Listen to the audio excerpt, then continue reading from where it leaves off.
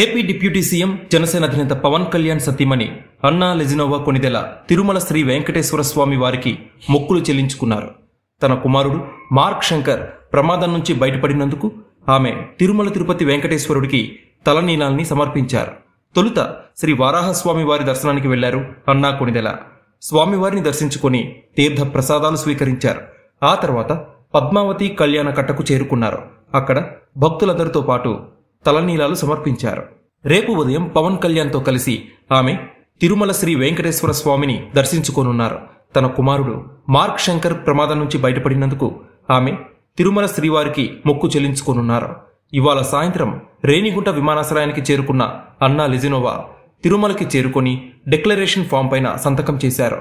అన్నా మతపరంగా క్రిస్టియన్ కావడంతో వేరే మతం వాళ్లు తిరుమలకు వెళితే డిక్లరేషన్ ఫామ్ పైన సంతకం చేసి వెళ్లాల్సి ఉంటుంది.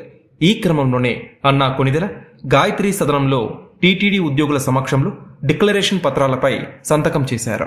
ఇటీవల జనసేన అధినేత పవన్ కళ్యాణ్ కుమారుడు 8 ఏళ్ల మార్క్ శంకర్ సింగపూర్లోని పాఠశాలలో జరిగిన అగ్ని ప్రమాదంలో గాయపడ్డాడు.